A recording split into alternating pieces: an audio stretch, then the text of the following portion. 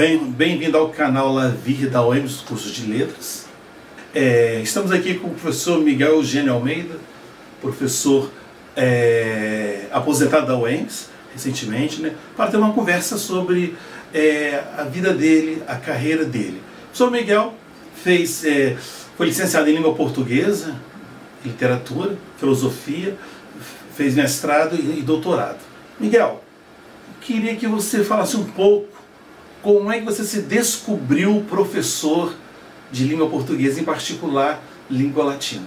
Bem, então, primeiro, né, desdobrando, né, esta pergunta aí, né, então podemos desdobrar fazer esses desdobramentos, né. Primeiramente, eu me descobri como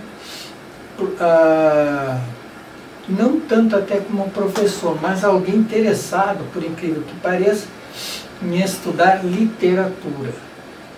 O gosto pela leitura que me levou a cursar letras, mas a ideia em função, por incrível que pareça, literatura inicialmente.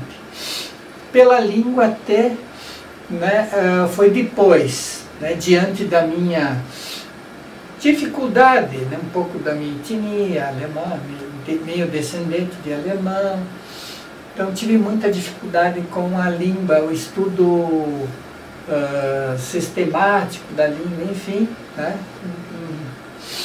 tive muitas dificuldades, inclusive, com o estudo das línguas, principalmente a língua portuguesa, né. Então esse meu interesse inicial foi como alguém que gosta de ler muito, né? E principalmente, né, esse aspecto literário sempre me cativou inicialmente. Tá?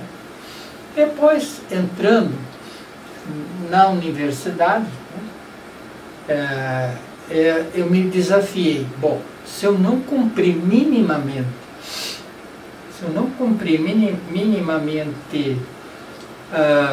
me sentir apto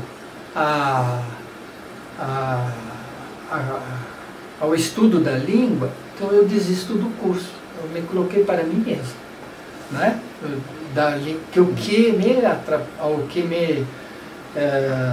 A minha dificuldade era com o estudo da língua em si mesmo, né? Isso foi terrível no início, né? Porque a minha formação ela foi, enfim, precária, né? Vindo do interior, né?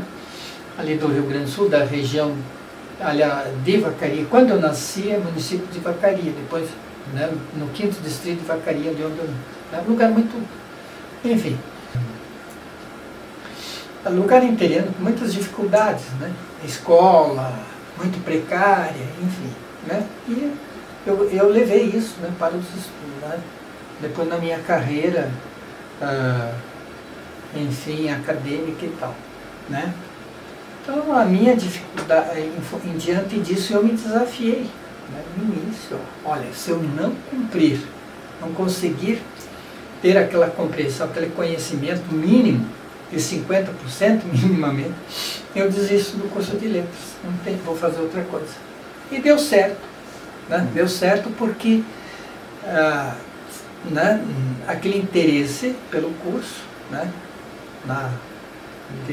quando entrei em 1978, né, da então Faculdade de Filosofia, Ciências e Letras Imaculada Conceição, que é o agregado à Universidade Federal de Santa Maria, né? Ela é, como se diz, ela é né, serviu como base para criar a Universidade Federal de Santa Maria, né? E até então, na época em que eu fiz a faculdade, ela era agregada à Universidade Federal de Santa Maria, quer dizer, os professores, enfim, toda uma... Né, era regida pela Universidade Federal de Santa Maria. Né? Miguel, eu queria comentar o seguinte, como foi a sua experiência enquanto aluno de graduação, entendeu? E experiência enquanto professor de aluno de graduação? Quero dizer, há muita diferença de gerações? Naquela época você era aluno da graduação, fazer filosofia, fazer licenciatura, para os alunos que ingressam hoje na universidade, querendo fazer letras, ou licenciatura ou bacharelado? Olha, interessante sua pergunta, né? Dentro da minha experiência, que eu penso que né, foi a minha experiência mesmo, ela é, né, ela difere, né, da minha geração, da época que eu entrei. Nós éramos em 40 quando entramos no curso de letras, filosofia não, era bem menos, enfim, mas em letras eu lembro que era uma turma, né, geralmente eram colegas, a maioria deles também trabalhadores, alguns já trabalhavam, já eram professores, enfim, e era uma turma assim, de muitos colegas mais velhos do que eu, mais maduros, outros na mesma faixa etária, mas a maioria era da mesma faixa etária. Mas eu tive, naquela época, né, era uma turma bastante homogênea, posso dizer, né? Então era uma turma assim, homogênea, né? Interesse, vontade em aprender, aquele entusiasmo, era um entusiasmo só, né? Então era um curso à noite, né? Eu tive essa experiência que, né, o curso de letras era à noite, e a experiência que eu tive assim foi fantástica. Eu deslanchei, professores entusiasmados, eu lembro. Então, me despertou ainda mais esse interesse, essa vontade, né, em cursar, né? E essas dificuldades até então que eu coloquei até agora, né, elas foram superando lá no próprio curso de letras. Né, parece que deu um estalo e eu comecei realmente a compreender as regras da sintaxe, da morfologia, da fonética, enfim, né, ficou tão interessante com a abordagem, né, dos meus professores, assim, não sei, foi mágico, né? Literatura também, né? Então já passei a ter um outro olhar, poxa, aí fiquei dividido, bons professores de linguística, da área de língua, e bons professores da área de literatura. Então estava, claro, com exceção, como é normal, mas no geral bons professores, excelentes professores, né, tanto, né, de uma área quanto da outra, né, então excelentes professores. Muito bem, então nós fomos a turma com quem eu, enfim, estudei, os colegas, era uma turma muito entusiasmada, extremamente interessada em aprender, era, né, posso dizer, 99% interessado mesmo. Isso. E o que acontece? Quando viro professor, já observo que há uma, né, já não é mais, dentro da minha experiência, esses 90% mais, né? Já há também um número, né, menor de alunos interessados, assim, de abraçar mesmo, não, eu quero aprender, eu quero estudar, enfim, já observam que diminuiu bastante esse percentual de interessados mesmo né, em estudar, em aprender mesmo, né, investir, como se diz, a camiseta de curso. Eu já observei, mas me entusiasma porque, né, dentro desse tempo todo, excelentes alunos de saudosa memória, enfim, né, que nos estimulam a ser professores, enfim, a continuar sendo professores. Mas a gente, né, lastimo porque não é um número maior, né, é um número bem menor de interessados, mas temos ainda alunos, penso eu, interessados. Miguel, se você fosse homenagear algum professor da época da que você fez a graduação, quem você homenagearia? Pode ser um ou mais. Quem você se inspirou, aquele professor que você teve mais proximidade, que você acha que ele seria o modelo, o incentivador, né? Embora falou que vários professores tenham uma característica, mas aquele que mais te tocou, entendeu? Quem você... Poxa, eu teria vários, mas citando alguns, por exemplo, assim, sobre um aspecto, né, do estudo da língua, principalmente, né, que me estimulou muito, foi, né, professor, certamente já falecido, na época ele era bem velhinho já, era o professor D. Né, ele trabalhou conosco sintaxe tradicional, o que mais? Filologia, semântica, semiótica, estilística, professor Mário Gualiuto, né, mas não, né, no mesmo nível, diria eu, no mesmo patamar, aí o professor de linguística, né, o professor Stein, não lembro o primeiro nome, professor Stein, de linguística, ele também era professor na Universidade Federal de Santa Maria, só que agora não me lembro do nome dele.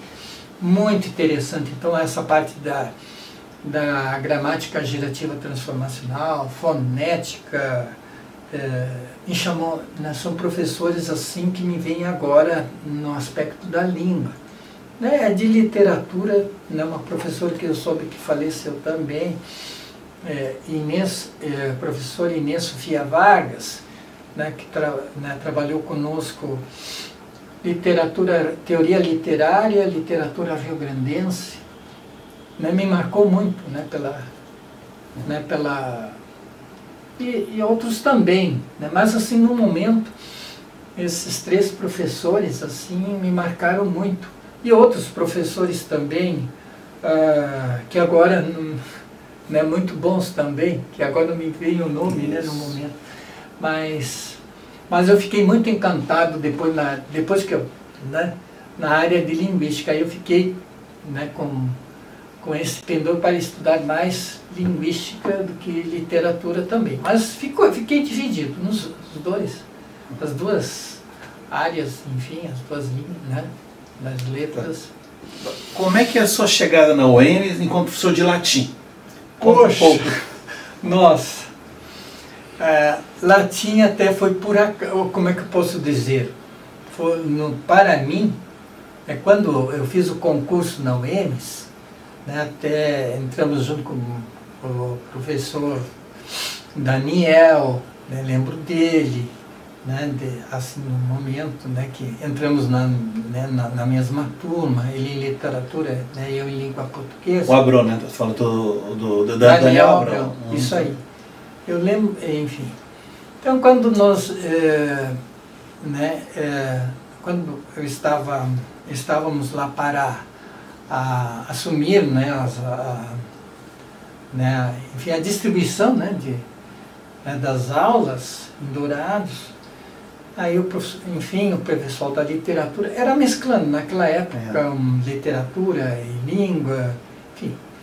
Eu fiquei mais para os últimos, aí não teve mais vaga, eu achei que eu ia ficar em Dourados, mas não fiquei em Dourados, aí fiquei.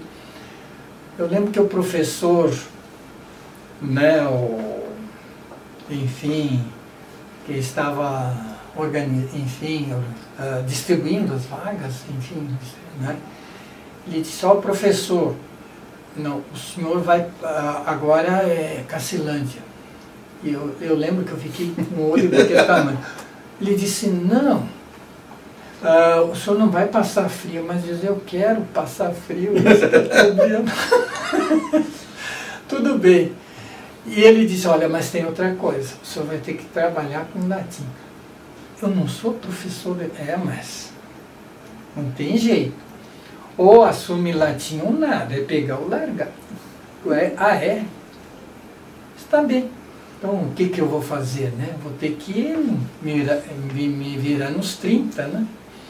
Muito bem, aí eu, nesse meio tempo, fui para Cacilândia, né, onde eu fui lotado, inicialmente, e de lá, juntamente com os colegas, né, disse: olha, tem o professor João Bortolans, que está dando aulas, enfim, no mestrado, e ele tem uma disciplina de filologia e tal, lá, e trabalha.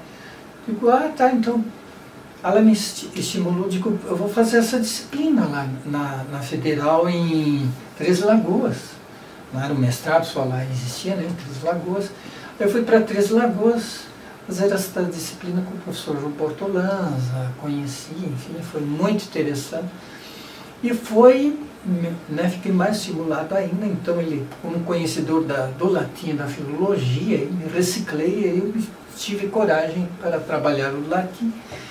E a partir dali tomei gosto também em trabalhar com o latim, né? E aí não parei mais, enfim, né? Foi um entusiasmo. Eu gostei também na graduação, mas eu nunca trabalhei com latim. Eu lembro que uma vez eu estive aqui em Campo Grande, na Uniderp, e eles viram meu currículo e fizeram a pergunta: o senhor é professor de latim, trabalha latim? Não sou professor de latim, não trabalho com latim. Nunca trabalhei mesmo. Digo, não, eu não me arrisco a trabalhar com latim. Mas foi como que uma pressão, não é? Da UEMS para que eu trabalhasse com esta disciplina em latim, né? E a partir daí, com o professor Bortolanza, depois ele ficou um tempo aqui conosco na UEMS, aí entrei no grupo do professor Bortolanza, né? E foi um entusiasmo só, né? E até hoje, né? E aí, conta agora, como é que foi o seu mestrado? Entrou na UEMS, como é que você começou a construir essa carreira de pesquisador também?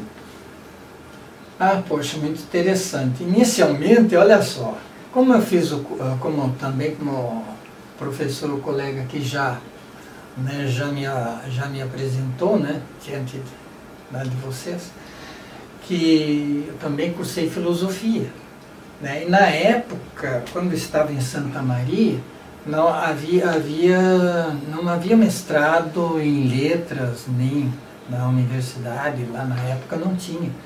Não, o mestrado era só especialização, enfim.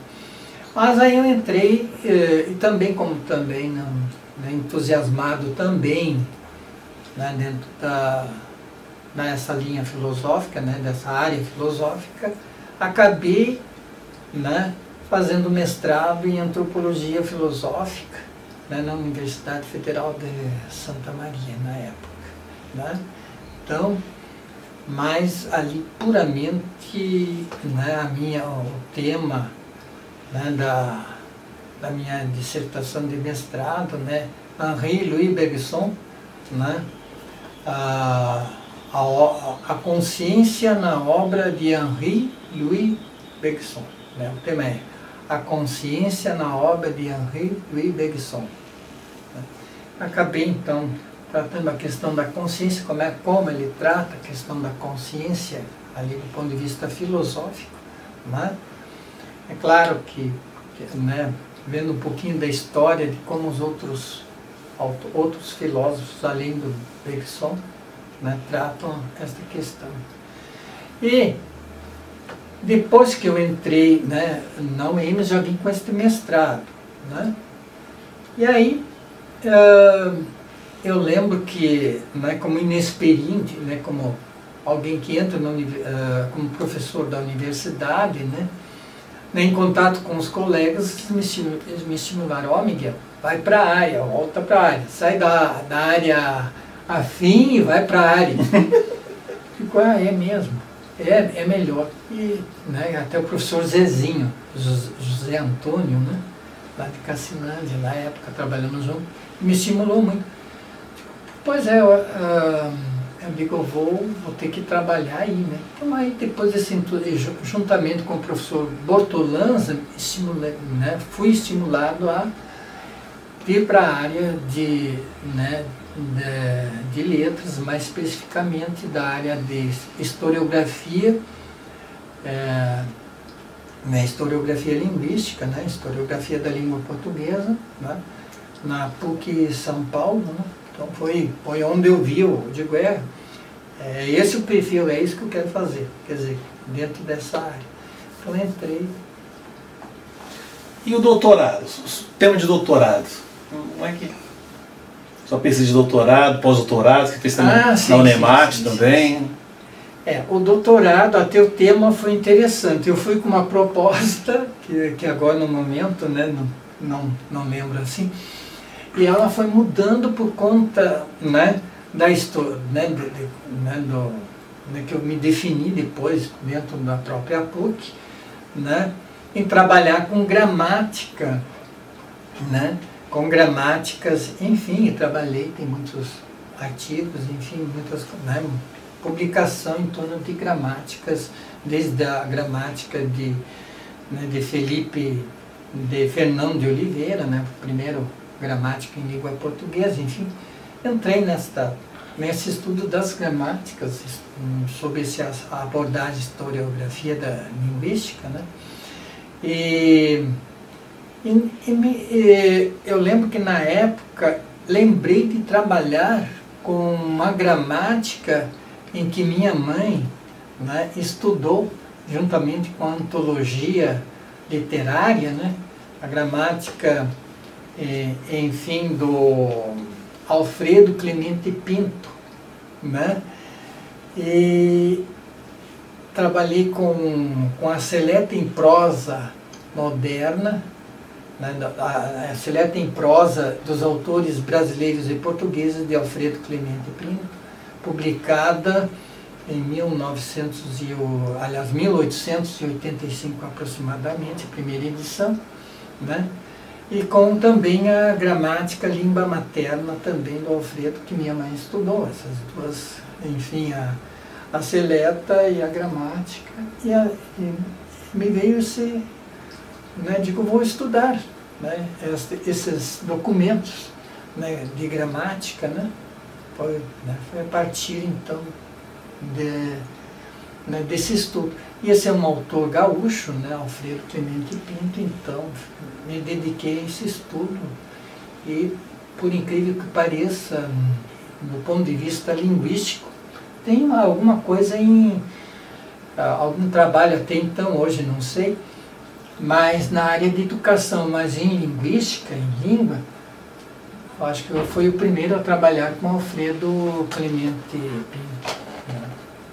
Bom, agora o pós-doutorado, né, foi uma experiência muito interessante, né, no Unimat, Cáceres, né, por meio do intercâmbio, né, de pós-doutoramento.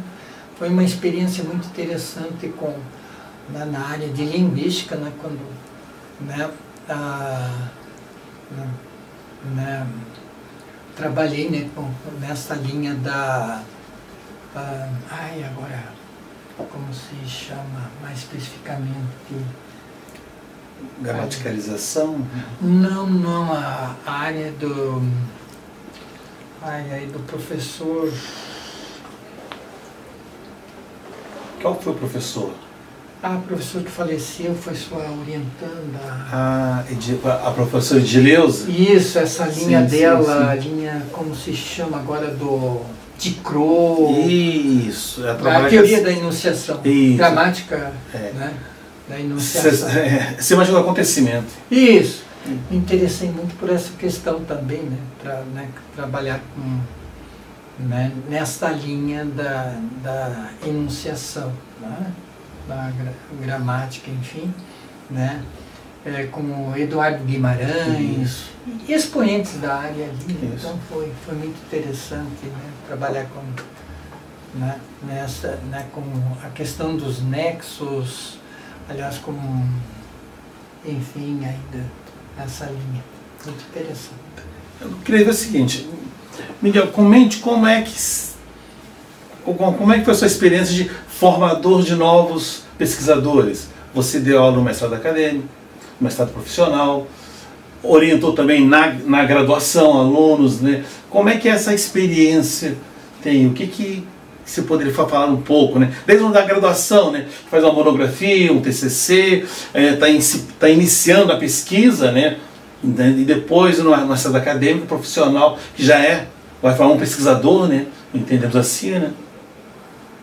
Olha, então penso que né, juntamente com o ensino, né, pesquisa, enfim, e principalmente na extensão, mas ensino e pesquisa, uma experiência assim enriquecedora. Nossa, posso dizer que a partir daí é que eu me senti como sendo um professor de universidade e faculdade é quando, né, trabalha, pesquisa, né, por meio, né, principalmente dos trabalhos de TCC, de iniciação à pesquisa, né, que é um trabalho de iniciação à pesquisa, né, depois das dissertações de mestrado, né, também, né, foi... Então, eu me senti aí como professor universitário propriamente dito a partir daí. Claro, do ensino também, mas com esse caráter mais sólido, vamos dizer, pesquisando junto, né, com...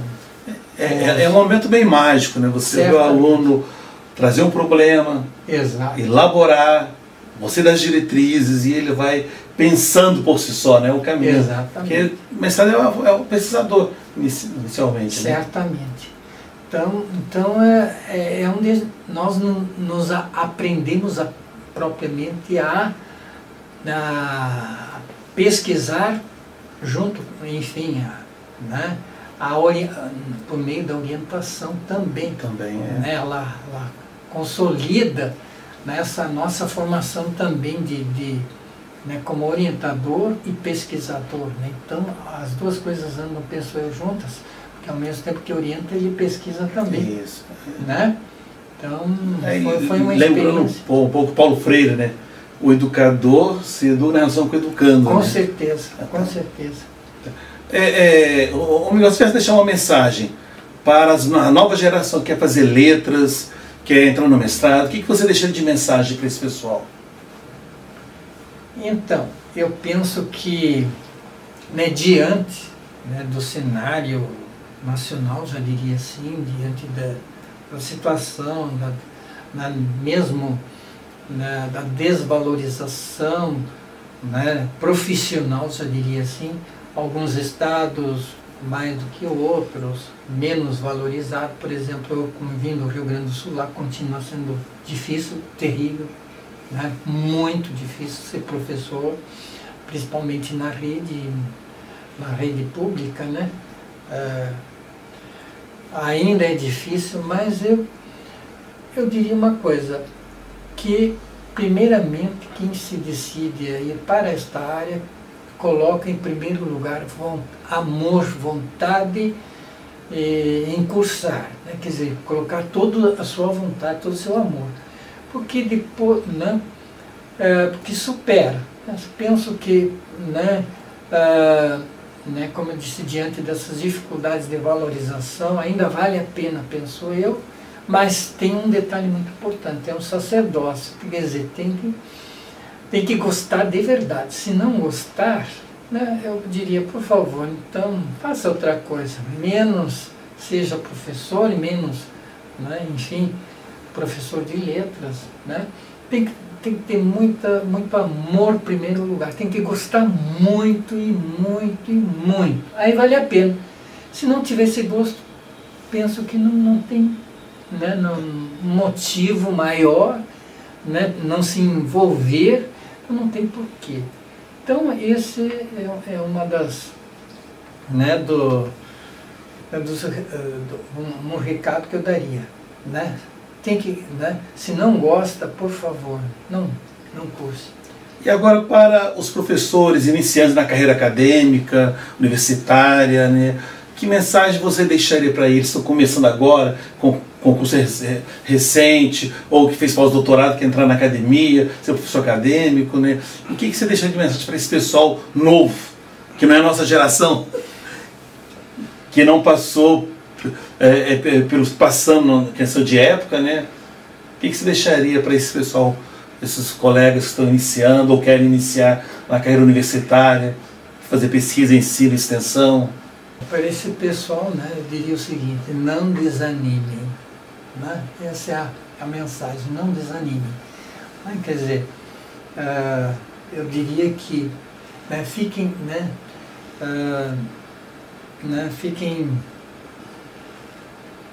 diante das dificuldades, né, que virão, certamente, né, muitas dificuldades, que busquem cada vez serem melhores profissionais, para que possam cada vez mais, né, melhorar, né, assim, o currículo, enfim, melhorar a sua atuação profissional mediante as mudanças de currículo, né?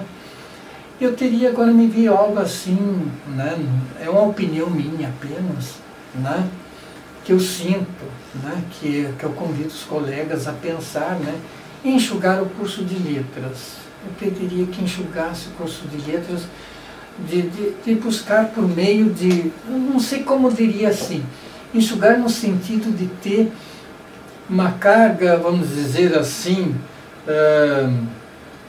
maior para essas disciplinas, eu diria, do eixo duro, vamos dizer, da formação, né, dos profissionais em letras.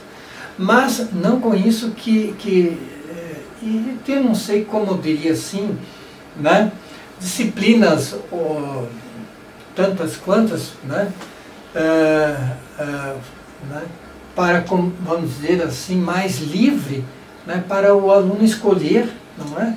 Sim. Depois em novos projetos, né, diante das pesquisas dos colegas, diante daquelas linhas, diante do que... Mas tem uma preocupação maior em enxugar o curso como, vamos dizer assim, deixar ele mais enxuto, com disciplinas, né?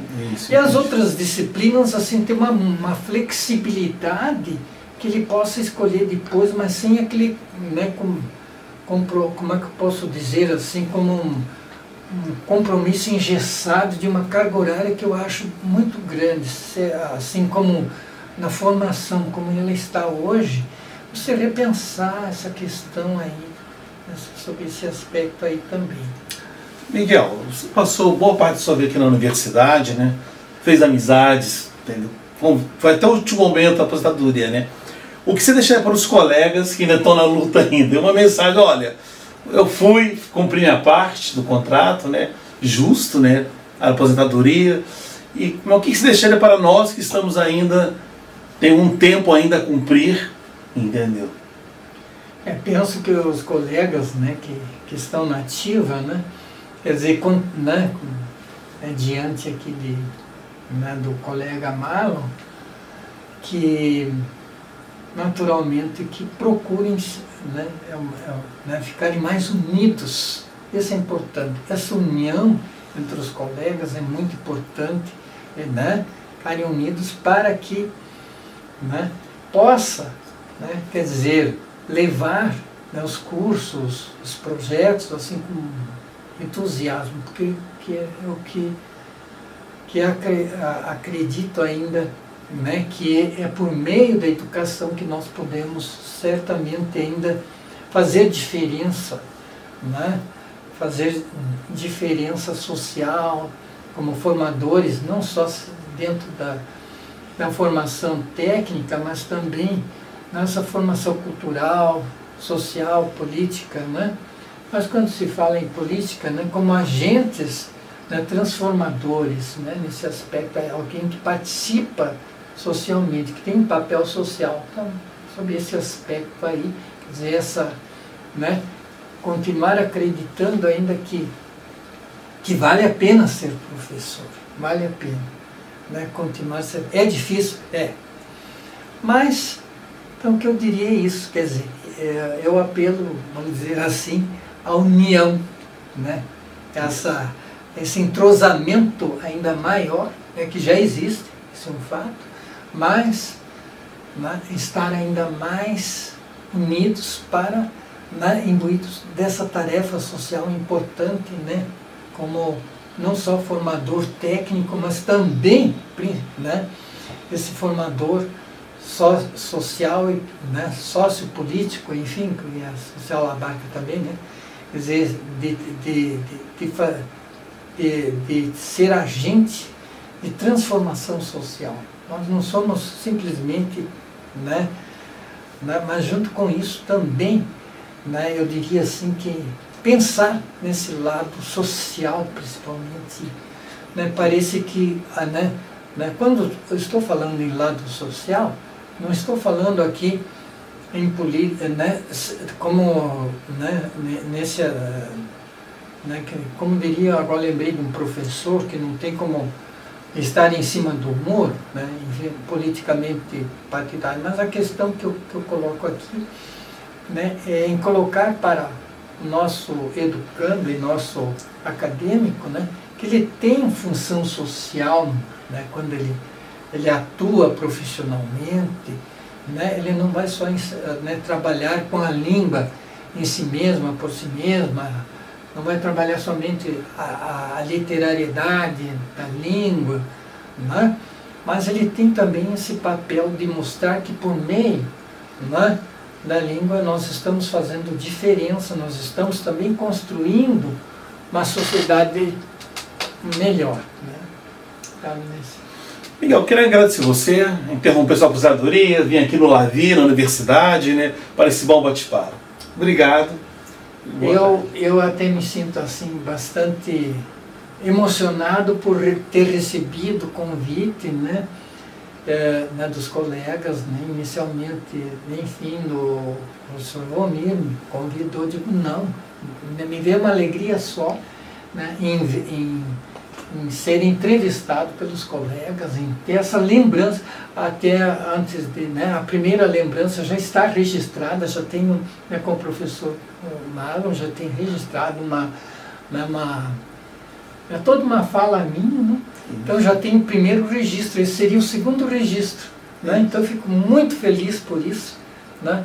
E, né, desculpa, mas gostaria que se ampliasse para outros colegas que também tivessem essa mesma oportunidade que eu tenho, que eu tive. Esse é o projeto do professor Volmir, né? Ampliar para os outros colegas também. Tem outros colegas também e tal, né? Não vou citar aqui, mas enfim, é lógico, isso depende, mas certamente eu acho que, né, eu fiquei muito feliz, muito contente pela lembrança, né, dos colegas em lembrar que, né, que de mim, que no início é uma sensação um pouco estranha, aposentou, e agora?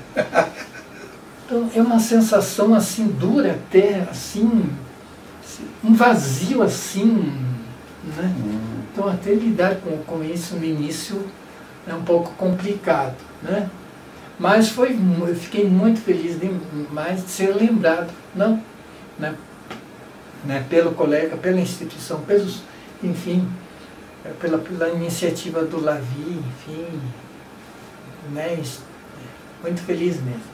Então agradeço de coração a todos vocês. Eu quero agradecer, Miguel. Muito obrigado.